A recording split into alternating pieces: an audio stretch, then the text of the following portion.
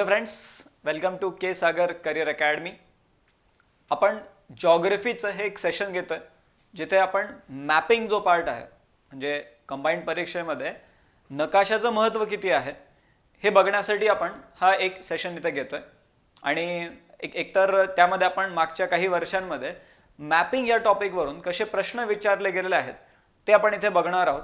आणि मग त्याला सॉल्व्ह करण्यासाठी नेमकं काय करावं लागणार आहे, काय स्ट्रॅटेजी असली पाहिजे मॅपिंग रिलेटेड क्वेश्चन्सला सॉल्व्ह करण्यासाठी, त्याबद्दल आपण या ठिकाणी इथे चर्चा करणार आहोत. सो सुरू करू आपण.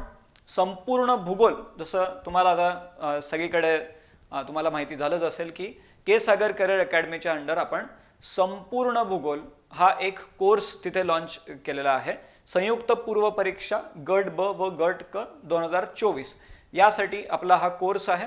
आणि मग त्या निमित्ताने आपण ह्या काही सगळ्या वेगवेगळ्या चर्चा ज्या आहेत त्या इथे करतो आहोत. सो संपूर्ण भूगोल हे आपलं ह्या बॅचचं नाव आहे. आणि ज्याच्यामध्ये काय काय ठळक वैशिष्ट्य या बॅचचे असतील तर इथे सगळ्यात पहिले तर तुम्हाला हे जे पूर्ण टीचिंग आहे भूगोलाचे पूर्ण ही जी चर्चा तिथे आपण जे केलेली आहे ती बेसिक टू ॲडव्हान्स अशा पद्धतीने चर्चा झालेली. म्हणजे असं नाही आहे की डायरेक्ट तुम्हाला काही बंबार्डमेंट केलं जातं, एकदम अवघड गोष्टी सुरुवातीला सांगितल्या जातात, असं काहीही होत नाही आहे. आणि त्यामुळे शेवटपर्यंत तुमचा या बॅचमध्ये इंटरेस्ट जो आहे तो बनून राहणार आणि ते सगळ्यात महत्त्वाचं आहे. सो बेसिक टू ॲडव्हान्स प्रकारची या बॅचची रचना आपण इथे ठेवलेली आहे. त्यासोबतच विषय सोपा होण्यासाठी, लवकर समजण्यासाठी, जॉग्रफी म्हणलं की आकृत्या जर आपल्याला तिथे दिसल्या तर लवकर समजतात काही गोष्टी. सो स्पेशली जो फिजिकल जॉग्रफीचा पार्ट आहे तिथे आकृत्या, डायग्राम्स या वेळोवेळी वापरल्या गेलेल्या आहेत. वेळोवेळी नकाशाचा वापर तिथे झालेला आहे. आणि डिजिटल बोर्ड म्हणल्यावरती आजकाल ती सुविधा आपल्याला मिळालेली आहे. सो डिजिटल बोर्डचा वापर करून आपण तिथे पूर्ण हे टीचिंग केलेलं आहे. संपूर्ण भूगोल या विषयाचा जो सिलेबस आहे, कंबाईंड परीक्षेमध्ये जो सिलेबस आहे, सिलेबस पॉईंट बाय पॉईंट आपल्याला व्यवस्थितपणे सगळा सिलेबस तिथे कव्हर होतोय. तो एक इथे फायदा आहे.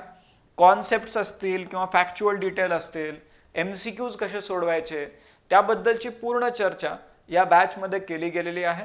आणि आपलं जे ॲप आहे के सागर करियर अकॅडमीचं जे ॲप आहे प्ले स्टोअरवरती तुम्हाला हे मिळून जाईल. तर त्याची लिंकही खाली डिस्क्रिप्शनमध्ये असेल. तर त्या ॲपवरती तुम्ही हे लेक्चर एनरोल तिथे करू शकता. टोटल 40पेक्षा जास्त लेक्चर्स इथे आपल्याला मिळणार आहेत. आणि ह्याची व्हॅलिडिटी 8 महिन्याची व्हॅलिडिटी आहे. आणि मग वॉच टाईम जो असणार आहे तो 4 वेळा तुम्ही एक व्हिडिओ तिथे बघू शकता. सो या काही गोष्टी रिलेटेड टू दॅट कोर्स. आणि त्यासोबतच हे लेक्चर रेकॉर्डेड आहेत. पूर्णपणे जो सिलेबस आहे त्याला धरून जेवढे काही लेक्चर्स आहेत ते सगळे इथे कंप्लीट होत आहेत. रेकॉर्डेड बॅच आहे. रेकॉर्डेड व्हिडिओज तुम्हाला कधीही बघता येतील.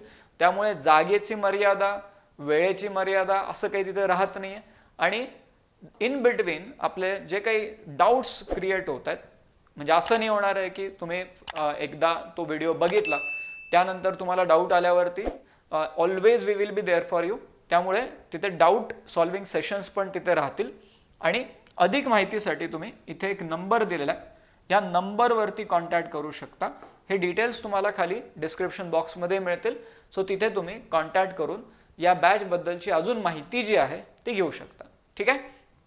सो आपला आजचा जो विषय आहे, नकाशाचे परीक्षेसाठी काय महत्त्व आहे. महत्त्व तर प्रश्न बघून कळते एक तर. आणि दुसरं म्हणजे काय की भूगोल हा विषय म्हणला की नकाशा हा आलाच. जसं आपल्या सिलेबसमध्ये त्यांनी 3 शब्द जे दिलेले आहेत की ज्यामध्ये आपल्याला जगाचा नकाशा, भारताचा नकाशा आणि महाराष्ट्राचा नकाशा हे तीनही व्यवस्थितपणे माहिती असणं गरजेचं राहते. त्यातल्या त्यात भारताचा आणि महाराष्ट्राचा नकाशा तर चांगलाच व्यवस्थितपणे माहिती असावा. सो म्हणून एकतर ही हॅबिट आपली असली पाहिजे. म्हणजे प्रश्नांकडे जायच्या आधी किंवा नकाशा आणि त्या रिलेटेड जर काही प्रश्न आले तर त्याला सॉल्व्ह कसं करायचं आहे तर ती सवय असणं पहिले गरजेचं आहे. म्हणजे असं नाही होणार आहे की तुम्ही म्हणले की मी आज आता काय करणार आहे, दिवसभर नकाशाच वाचणार आहे, झाला माझा नकाशा, असं होणार आहे का? नाही होणार. का? कारण ते आपल्याला नॅचरली ते यावं लागणार आहे. म्हणजे काही अशा गोष्टी असतील की ज्या बाय डिफॉल्ट तुमच्या ओव्हरऑल प्रिपरेशनचा भाग झाला पाहिजे. म्हणजे एक दिवस कोणता तरी ठरवला आणि तेव्हा नकाशा वाचला किंवा नकाशा बघितला त्यामुळे जास्त काही फरक नाही पडणार. दुसऱ्या दिवशी तुम्ही होऊ शकेल ते विसरून पण जाल. म्हणजे तुम्हाला हे माहिती पाहिजे की महाराष्ट्रामध्ये कोणता जिल्हा कुठे आहे किंवा भारतामध्ये कोणत्या कोणते राज्य कुठे आहेत हे तर माहितीच पाहिजे. त्यानंतर मग कोणत्या कोणत्या राज्यांमध्ये कोणते कोणते महत्त्वाचे ठिकाणं आहेत, भारतामध्ये कोणत्या नद्या कुठून वाहत आहेत, त्यानंतर महाराष्ट्रामध्ये कोणत्या नद्या कुठून वाहत आहेत. आणि मग जर विचारलं की उत्तरेकडून दक्षिणेकडे डोंगरांचा सिक्वेन्स लावा, तर मग तो आला पाहिजे आपल्याला महाराष्ट्रातला तसंच भारतातला. सो आणि हे जे काय आपण बोलतोय हे प्रश्न दिसतील आपल्याला थोड्या वेळाने, की हे डायरेक्ट प्रश्न आलेले आहेत परीक्षेमध्ये आणि त्याबद्दलची पूर्ण चर्चा इथे आपल्याला करायची. पण नकाशा महत्त्वाचा आहे. ओव्हरऑल कन्क्लुजन हे निघतंय की नकाशा महत्त्वाचा आहे. आणि मग तुमचं जसं आपण म्हणतो की पुस्तक तुम्ही जे वापरताय, let's say K Sagar career अकॅडमीचं एक पुस्तक आहे तुमच्याकडे, महाराष्ट्राचा भूगोल किंवा भारताचा भूगोल, तर ते पुस्तक तर लागतंच आहे. पण त्यासोबतच अजून एक गोष्ट लागणार आहे, ती म्हणजे ॲटलास. किंवा मग आपण असंही बघू शकतो की even under the K Sagar publication you are having books like geography through maps India and geography through maps world. म्हणजे असे काही जे रेफरन्स बुक्स आहेत ते आपल्याला तिथे कामात येऊ शकतील. किंवा एक प्रॉपर ॲटलास ठेवलं सोबत, आणि ज्यामध्ये लेट्स से ऑक्सफर्डचा ॲटलास आहे किंवा ओरिएंट ब्लॅक स्वानचा ॲटलास आहे. सो त्या ॲटलासमधून काय होऊ शकेल ना, आपली ती सवय जी आपण म्हणतोय की सवय झाली पाहिजे, ती सवय तेव्हाच आपल्याला तिथे डेव्हलप होणार आहे. न्यूजपेपर वाचतोय समजा आपण, तर न्यूजपेपर जेव्हा वाचतोय त्यावेळेस त्या न्यूजपेपरमध्ये जे काही लोकेशन दिलेलं आहे ते नकाशावरती बघणं, आणि त्याच्याने काय होणार आहे ते नॅचरली डेव्हलप होणार आहे. आपली हॅबिट जी आहे ती नॅचरली डेव्हलप होणार आहे आणि ती खूप जास्त महत्त्वाची. स्पेशली जेव्हा आपण हे प्रश्न बघतोय आता, जे काही आत्तापर्यंत मागच्या 4 ते 5 वर्षामध्ये कंबाईंडच्या परीक्षेमध्ये जे काही प्रश्न आलेले आहेत ते प्रश्न आपल्याला तेच सांगतायत. किंवा तुम्ही असं नाही करू शकत की एक दिवस ठरवला आणि त्या दिवशी फक्त वाचलं. सो हे डे टू डे लाईफचा पार्ट असलं पाहिजे. आणि त्यासाठी एकतर तुम्हाला आपली जी बॅच आहे त्या बॅचमध्ये काही गायडन्स तिथे दिलं जातं नकाशाबद्दलचं, आणि त्यासोबत आता आपण जे प्रिव्हियस इयर क्वेश्चन बघतोय त्यामधून तुम्हाला एक आयडिया येईल की कशा पद्धतीने त्या परीक्षेसाठी नकाशा महत्त्वाचा राहिलेला आहे. काही प्रश्न असे असतील की जे डायरेक्टली दिसतील की हां हे नकाशावर आधारित प्रश्न आहे. काही असे असतील की जे इनडायरेक्टली नकाशावर आधारित प्रश्न आहे. किंवा काही असे प्रश्न जर नकाशा माहिती असेल तर तो प्रश्न बरोबर आणणं तुम्हाला अजून सोपं होऊन जाईल. सो स्टार्ट करू आपण. इथे काही क्वेश्चन्स दिलेले आहेत, ते क्वेश्चन्स थ्रू आपण डिस्कशन सुरू करू. क्वेश्चन्स इयर वाईज इथे ॲड केलेले. जसं सगळ्यात पहिले तर काही नकाशे इथे दिलेले आहेत. जसं हा महाराष्ट्राचा नकाशा आहे, देन भारताचा नकाशा आणि मग जगाचा नकाशा, असे 3 ॲड करून ठेवलेले आहेत. जसं आपल्याला रेफरन्स मिळतोय तसं आपण या नकाशांकडे परत येऊन तिथून काय काय गोष्टी बघू.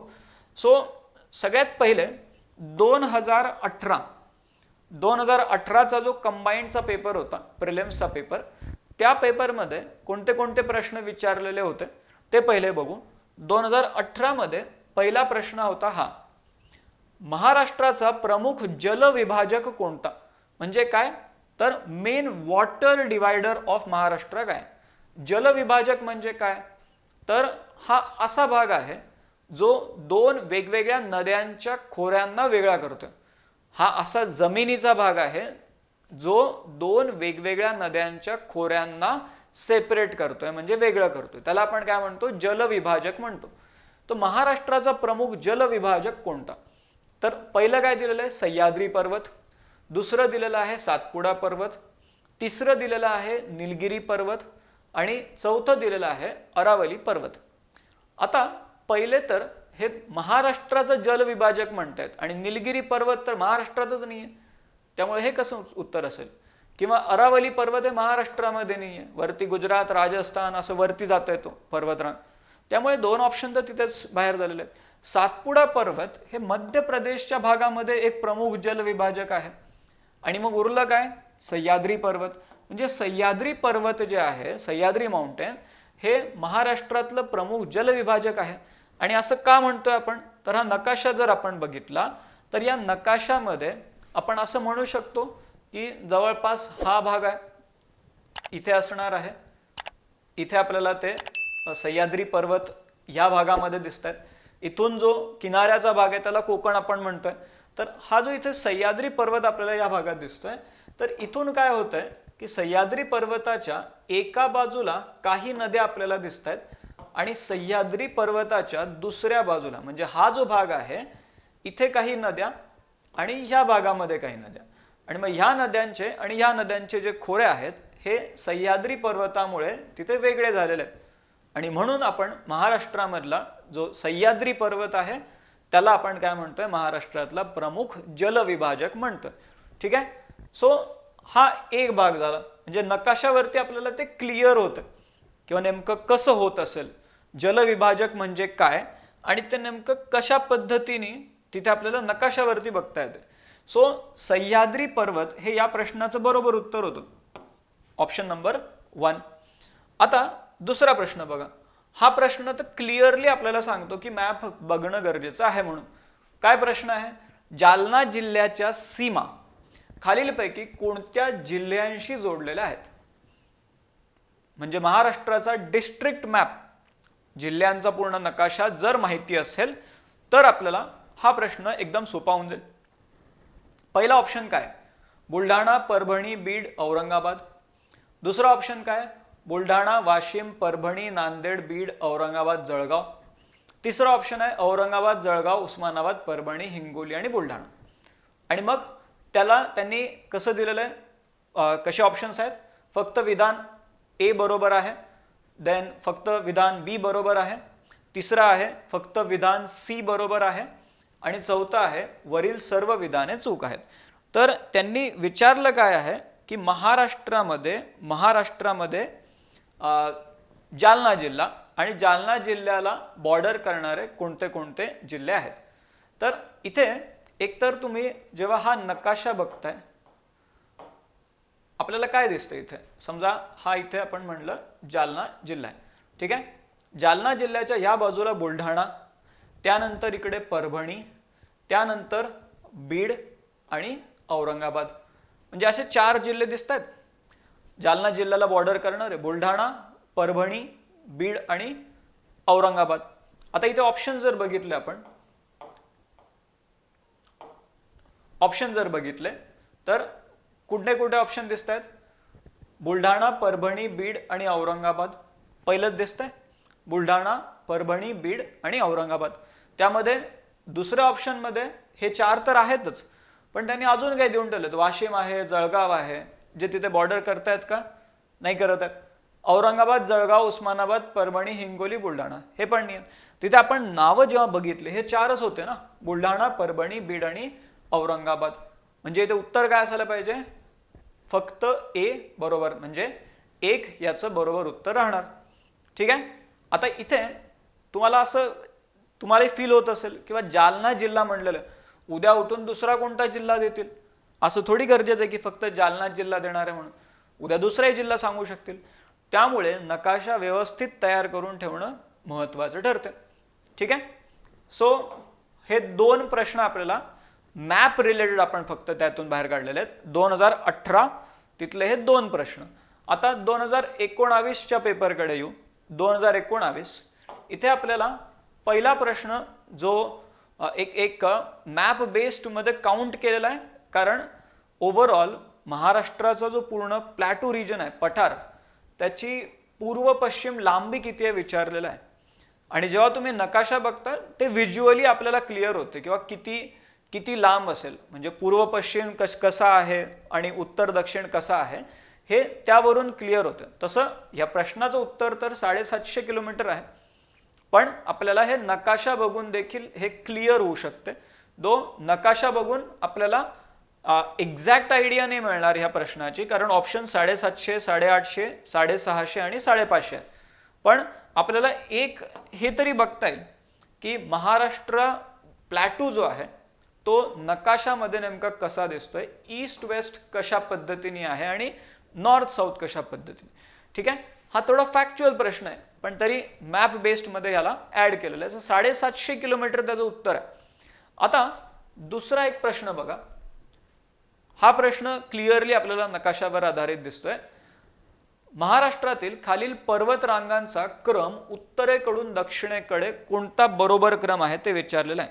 उत्तरेकडून आपल्याला कुठे जायचंय? दक्षिणेकडे जायचंय. पहिला ऑप्शन काय? शंभू महादेव, हरिश्चंद्रगड, सातमळा आणि अजिंठा. दुसरा आहे अजिंठा, सातमळा, हरिश्चंद्रगड, शंभू महादेव. तिसरा आहे सातमळा, शंभू महादेव, हरिश्चंद्रगड आणि अजिंठा.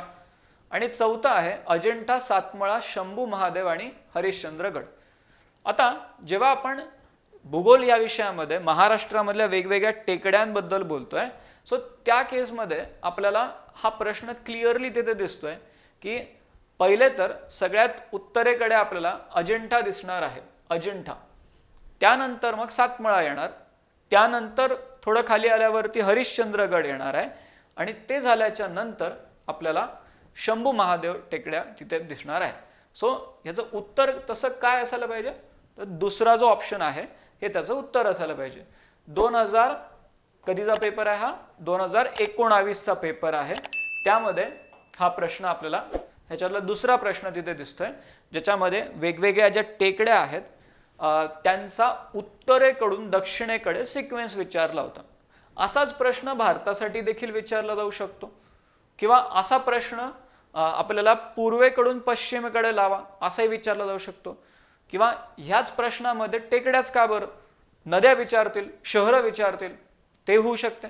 सो त्यामुळे नकाशा व्यवस्थितपणे तयार करून ठेवणं गरजेचं आहे. आता यामध्ये अजून एक प्रश्न होता 2019च्या पेपरमध्ये. हा अजून एक प्रश्न इथे विचारला होता. एक नकाशाच दिला होता डायरेक्ट आणि त्यामध्ये तो सर्कल करून ठेवलेला आहे. आणि प्रश्न काय आहे? वरील नकाशात महाराष्ट्रातील एक प्रशासकीय विभाग दाखवलेला आहे आणि मग खालीलपैकी कोणता प्रशासकीय विभाग आणि वर्तुळाने दाखवलेले जिल्हा मुख्यालय बरोबर आहे? म्हणजे ते वर्तुळ जो दाखवलेला आहे ते तिथलं जिल्हा मुख्यालय आहे असं ते म्हणतात. तर तो कोणता भाग आहे? पहिला ऑप्शन आहे पुणे विभाग आणि त्यामध्ये सातारा, त्यानंतर नाशिक विभाग आणि त्यामध्ये धुळे, तिसरा आहे औरंगाबाद विभाग आणि त्यात औरंगाबाद, आणि चौथा आहे नागपूर विभाग आणि त्यामध्ये गडचिरोली. आता नकाशा व्यवस्थित बघितल्यावर आपल्याला हे क्लिअरली तिथे दिसतं की औरंगाबाद विभाग आणि औरंगाबाद ते जिल्हा मुख्यालय तिथे मार्क केलं गेलेलं आहे. ठीक आहे. सो असे पण प्रश्न आलेले आहेत, म्हणजे नकाशा डायरेक्टली दिलेला आहे आणि तो कोणता प्रशासकीय विभाग आहे ते विचारलेलं आहे. आणि मग हे समजून घेण्यासाठी आपल्याला काय गरजेचं राहते की कोणता जिल्हा आणि कोणता प्रशासकीय विभाग आहे हे आपल्याला त्यामध्ये माहिती असणं गरजेचं राहते. जसं इथे जर आपण बघितलं तर हा औरंगाबाद पूर्ण जिल्हा आहे आणि प्रशासकीय विभाग आणि जिल्ह्याच्या बाउंड्री ह्या गरजेचं नाही आहे की सारख्याच असणार आहेत. सो प्रशासकीय विभाग थोडासा मोठा राहू शकतो आणि त्यामध्ये बाकी अजून जिल्ह्यांचे भाग किंवा बाकी अजून डिस्ट्रिक्टचे एरियाज पण तिथे राहू शकतात. पण हा एक प्रश्न त्यांनी तिथे विचारला होता, ज्याचं उत्तर काय होतं तर 3 उत्तर होतं. ठीक आहे. हा एक झाला. नंतर पुढचा एक प्रश्न हा पुन्हा एक मॅप बेस्ड क्वेश्चन आहे. खालीलपैकी महाराष्ट्राचा कोणता अक्षवृत्त विस्तार बरोबर आहे? अक्षवृत्त विस्तार म्हणलेला आहे त्यांनी. 15 डिग्री 44 मिनिट, ते डॅश म्हणजे काय? मिनिट असते. 15 डिग्री 44 मिनिट उत्तर ते 22 डिग्री 6 मिनिट उत्तर. त्यानंतर 15 डिग्री 44 मिनिट दक्षिण ते 22 डिग्री 6 मिनिट दक्षिण. 15 डिग्री 33 मिनिट उत्तर ते 22 डिग्री 8 मिनिट उत्तर. आणि चौथा आहे 15 डिग्री 33 मिनिट दक्षिण ते 22 डिग्री 8 मिनिट दक्षिण. म्हणजे आपल्याला लॅटिट्यूड सांगायचे आहेत. लॅटिट्यूड म्हणजे काय? नकाशावरती ज्या अशा आडव्या ज्या रेषा आहेत त्याला आपण काय म्हणतोय? लॅटिट्यूड म्हणतोय. तर महाराष्ट्राचं लॅटिट्यूड कुठून कुठपर्यंत आहे ते आपल्याला तिथे त्यांनी विचारलेलं आहे. महाराष्ट्राचं लॅटिट्यूड म्हणजे इथे जर आपण या नकाशामध्ये जर बघितलं तर महाराष्ट्राचं लॅटिट्यूड ते विचारतायत हे कुठून कुठपर्यंत आहे. म्हणजे इथून हा जो भाग आहे हा भाग आणि हा भाग, म्हणजे इथून कोणतं लॅटिट्यूड जातंय आणि इथून कोणतं जातंय तो रेंज त्यांनी विचारले की ती कुठून कोणतं लॅटिट्यूड आहे. सो इथे जर ऑप्शन जर आपण बघितले तर जे पहिलं जे ऑप्शन आहे 15 डिग्री 44 मिनिट उत्तर ते 22°6' उत्तर हे त्याचं बरोबर उत्तर आहे. ठीक आहे. सो 15°44' ते 22°6' म्हणजे एवढा पूर्ण तो लॅटिट्यूडचा रेंज आहे. म्हणजे जवळपास किती 7 डिग्री पूर्ण लॅटिट्यूडनल त्याचं एक्सटेंट आहे. ठीक आहे. लॅटिट्यूडनल एक्सटेंट किंवा त्याला आपण म्हणतो अक्षवृत्त विस्तार.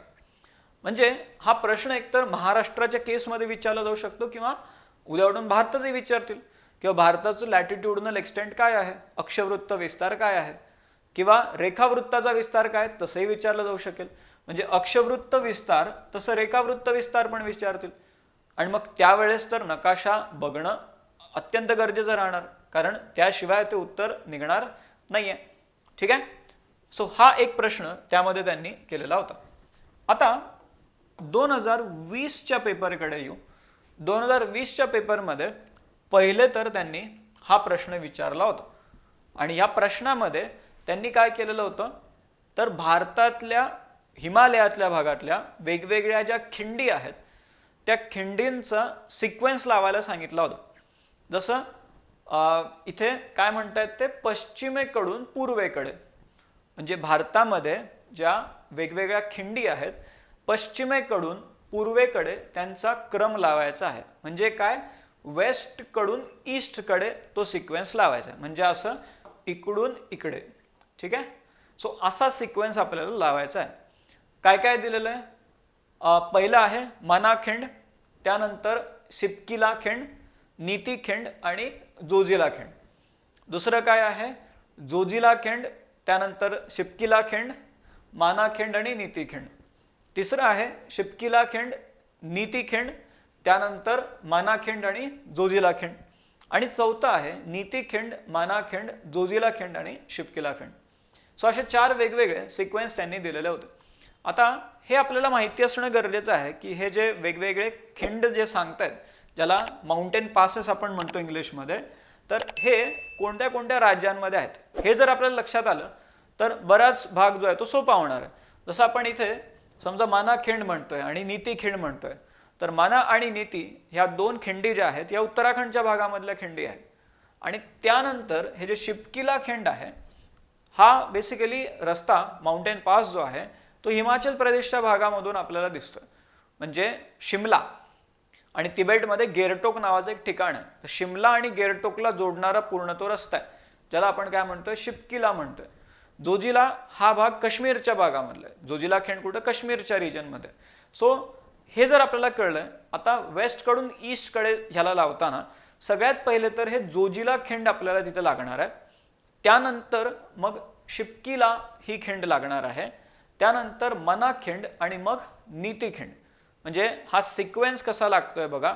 तर एक तर सुरुवातीला तुम्हाला तिथे काय दिसणार आहे तर जोजिला खिंड, त्यानंतर शिपकिला, त्यानंतर मना आणि मग नीती. म्हणजे याचं उत्तर 2 असायला पाहिजे. काय असायला पाहिजे उत्तर 2 असायला पाहिजे. 2020 मधला हा प्रश्न होता आणि यामध्ये वेगवेगळ्या खिंडींबद्दल ते सांगत होते. सो त्याचं उत्तर काय असेल तर 2 उत्तर असेल. ठीक आहे. आता असा स्टेपचा प्रश्न त्यांनी महाराष्ट्राच्या केसमध्ये पण विचारला. त्याच पेपरमध्ये 2020 मध्ये महाराष्ट्रातील घाटांचा कोणता क्रम उत्तरेकडून दक्षिणेकडे बरोबर आहे. उत्तरेकडून दक्षिणेकडे लावायचा आहे. तिकडे काय होतं पश्चिमेकडून पूर्वेकडे होतं ना, इकडे उत्तरेकडून दक्षिणेकडे आपल्याला तो क्रम लावायचा आहे. आता इथे वेगवेगळ्या खिंडी दिलेल्या आहेत आणि त्याचा क्रम आपल्याला त्यांनी विचारलेला आहे. जसं पहिलं काय थळघाट, त्यानंतर कुंभार्ली घाट, आंबा घाट आणि आंबोली घाट. दुसरं काय आंबोली घाट, आंबा घाट, कुंभार्ली घाट आणि थळघाट. नंतर थळघाट, कुंभार्ली घाट, आंबोली घाट आणि आंबा घाट. आणि चौथं काय थळघाट, आंबा घाट, आंबोली घाट आणि कुंभार्ली घाट. म्हणजे 4 वेगवेगळे कॉम्बिनेशन्स त्यांनी तिथे बनवून दिलेले आहेत. आता याच्यामध्ये जर आपण बघितलं तर सगळ्यात पहिले तर तो थळघाट आपल्याला दिसतोय. म्हणजे थळघाट म्हणजे कोणता रस्ता तर तो मुंबईकडून समजा आपण म्हणलं नाशिक, मुंबई नाशिक तो जो पूर्ण भाग आहे थळघाट, तो सगळ्यात पहिले येणार आहे थळघाट. ते झाल्याच्या नंतर पुढचं काय येणार आहे. सगळ्यात पहिले जर थळघाट आहे म्हणलं आपण तर एक ऑप्शन तर तिथून बाहेर झालेला आहे. आता उरले 3 ऑप्शन. थळघाट, दुसरं म्हणजे काय, कुंभार्ली घाट येते, थळघाट नंतर कुंभार्ली घाट येते. त्यामुळे आता हे दोन्ही ऑप्शन एलिमिनेट झाले. समजा पहिलं आणि चौथं. उत्तरेकडून दक्षिणेकडे आपण म्हणतोय, पहिले आला थळघाट, मग आला कुंभार्ली घाट. आता हे झाल्याच्या नंतर पहिले येतोय आंबा घाट आणि त्यानंतर येतोय आंबोली घाट. पहिले काय येतंय, आंबा घाट येतंय आणि त्यानंतर येतंय आंबोली घाट. आणि मग तिथे सिक्वेन्स कसा बनतोय, तर पहिले आपल्याला दिसतंय थळघाट, मग येते कुंभार्ली घाट, मग येते आंबा घाट आणि मग आंबोली घाट. म्हणजे याचं उत्तर काय आहे, तर पहिलं एक जे आहे हे त्याचं उत्तर तिथे दिसतंय. सो उत्तरेकडून दक्षिणेकडे आपल्याला हा सिक्वेन्स लावायला सांगितला होता.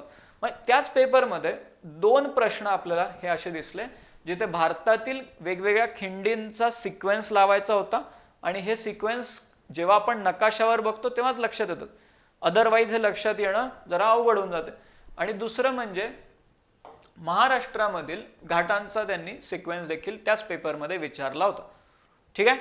सो हे 2 प्रश्न झाले. आता तिसरा प्रश्न त्याच पेपरमध्ये होता, 2020च्या पेपरमध्ये, जो मॅप बेस्ड क्वेश्चन होता आणि हा नद्यांवरती विचारलेला प्रश्न होता. नद्यांचा प्रश्न आहे हा.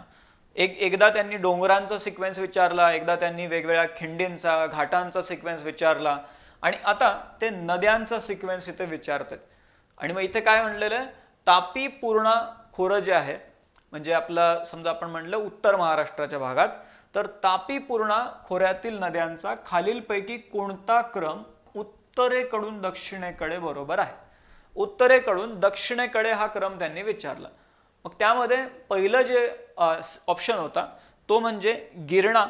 पहिले काय येणार आहे, गिरणा, त्यानंतर बोरी, पांझरा, बुराई आणि गोमती, या 5 नद्या दिलेल्या आहेत. दुसरं आहे गोमती, बुराई, पांझरा, बोरी आणि गिरणा. तिसरं आहे गोमती, बुराई, गिरणा, बोरी आणि पांझरा. आणि चौथं आहे गोमती, पांझरा, गिरणा, बुराई आणि बोरी. सो असे वेगवेगळे ऑप्शन्स त्यांनी इथे दिलेले होते. आणि यामध्ये एकतर गोमती ही नदी, कन्फ्यूज नाही व्हायचं, वरती गंगा नदीच्या भागात पण आपल्याला गोमती, गंगा नदीचा खोरा, आणि तिथे गोमती नावाची एक नदी गंगा नदीला येऊन मिळताना दिसते. पण ते कन्फ्यूज नाही व्हायचं, ही या भागातली गोमती नदी म्हणतायत ते. आणि मग गिरणा, बोरी, पांझरा, बुराई, गोमती अशा 5 नद्यांचे वेगवेगळे कॉम्बिनेशन त्यांनी दिलेले आहेत. पण आता उत्तरेकडून जर दक्षिणेकडे विचारलं तर आपल्याला एक तर मायनर लेवलवरती हे बघावं लागणार आहे. पण सिक्वेन्स जर आपण बघतोय तर आपल्याला त्या खोऱ्यामध्ये हा जो सिक्वेन्स आहे, म्हणजे काय, पहिले येतंय गोमती नदी, त्यानंतर येतंय बुराई नदी, त्यानंतर पांझरा नदी, त्यानंतर बोरी नदी आणि मग सगळ्यात खाली येणार आहे गिरणा नदी. म्हणजे त्याच खोऱ्यामधल्या 5 नद्या उत्तरेकडून दक्षिणेकडे अशा तिथे लागतात. म्हणजे उत्तर काय असेल याचं, 2 हे त्याचं बरोबर उत्तर असणार आहे. गोमती, बुराई, पांझरा, बोरी आणि गिरणा. ठीक आहे. आता पुढे येऊ आपण 2022चा पेपर, आणि ह्या पेपरमध्ये काय काय प्रश्न होते ते बघू. सगळ्यात पहिला प्रश्न,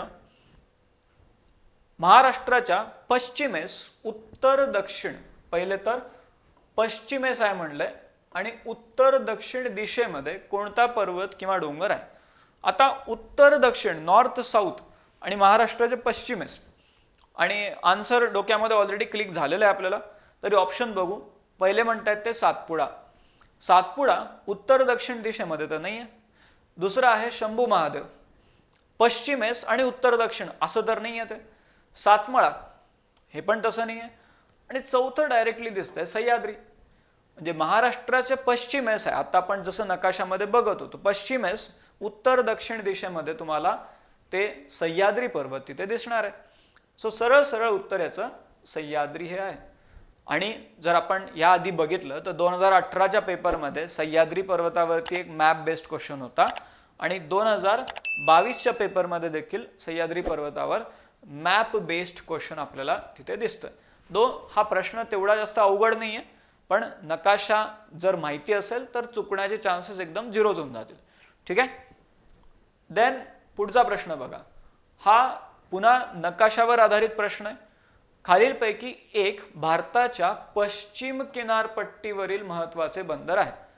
पश्चिम किनारपट्टी, आता चेन्नई, हल्दिया, कांडला आणि कलकत्ता, तर यामध्ये पहिले तर आपल्याला पश्चिम किनारपट्टीवर कोणते बंदर आहे.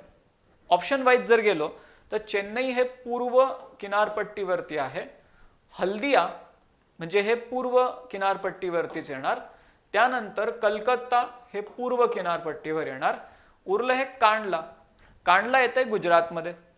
आणि जर गुजरात जर म्हणलं तर हे आपलं पश्चिम किनारपट्टीवर येणारं महत्त्वाचं बंदर आहे. म्हणजे याचं उत्तर काय असेल तर 3 याचं बरोबर उत्तर असणार. किंवा पश्चिम किनारपट्टीवरील महत्त्वाचे बंदर, जसं या नकाशामध्ये जर आपण बघितलं, सुरुवातीला जो भारताचा नकाशा ॲड केलेला आहे, सो त्यामध्ये जर आपण बघितलं तर आपल्याला वेगवेगळे इथे पोर्ट बघायला मिळतात. एक सेकंड, हे बघा, पहिले इथे दिसतंय कलकत्ता, ठीक आहे, हे पूर्ण पश्चिम किनारपट्टी. नंतर ओडिशामध्ये परदीप नावाचं पोर्ट आहे, परदीप. त्यानंतर आंध्र प्रदेशमध्ये विशाखापट्टणम नावाचं पोर्ट आहे. खाली आलो, चेन्नई इथे दिसतंय, चेन्नईच्या तिथेच जवळपास जर म्हणलं तर एन्नोर नावाचं पोर्ट आहे, कामराजार किंवा एन्नोर हे नाव तिथे येते. नंतर मग इथे आपण जर बघितलं या बाजूनी तर कोची हे पोर्ट दिसणार आहे. त्यानंतर मंगळुरू हे कर्नाटकाच्या भागामधलं पोर्ट असेल. गोव्याच्या भागामध्ये तिथे एक मार्मागोवा नावाचं पोर्ट येते, मार्मागाव नावाचं पोर्ट येते. नंतर महाराष्ट्रामध्ये मुंबई आहे, मुंबईच्या जवळच Jawaharlal Nehru port trust JNPT हे देखील तिथे बघायला मिळणार. नंतर मग वरती गुजरातमध्ये आलो तर गुजरातच्या भागामध्ये कांडला पोर्ट आहे. सो हा पूर्ण पश्चिम किनारपट्टीचा भाग, हा पूर्ण पूर्व किनारपट्टीचा भाग. मग आता इथे जर आपल्याला माहिती असतील की इथे कोणते पोर्ट आहेत आणि इथे कोणते पोर्ट आहेत, तर अजून आपला जो तो क्वेश्चन आहे तो अजून सोपा होऊन जाणार आहे. आणि हे नकाशामुळे अजून सोपं तिथे होतं. त्यामध्ये अजून वेगवेगळ्या पद्धतीने विचारला जाऊ शकते तो प्रश्न. जसं आपण म्हटलं इथे पोर्ट त्यांनी कोणतं वेस्ट कोस्टला आहे, म्हणजे पश्चिम किनारपट्टीला कोणतं पोर्ट आहे, तसं विचारलं होतं. आता उद्या उठून असंही विचारू शकतील ना की ते पोर्ट्स उत्तरेकडून दक्षिणेकडे लावा किंवा दक्षिणेकडून उत्तरेकडे लावा, असे विचारलं जाऊ शकेल. मग त्या केसमध्ये आपल्याला रेग्युलरली हा नकाशा तिथे बघत राहणं गरजेचं राहणार. आता हे मागच्या काही वर्षांमधले म्हणजे 2018 पासून ते 2022-23 पर्यंत आपण म्हणलं, 23 त्यामध्ये इन्क्लूड होत आहे, 23 मध्ये तेवढे नव्हते म्हणून इथे आलेले नाहीत, पण 2018 ते 2023 ह्या ओव्हरऑल टाइम स्पॅनमध्ये नकाशावर आधारित कोणते कोणते प्रश्न आहेत ते आपण इथपर्यंत डिस्कस केले.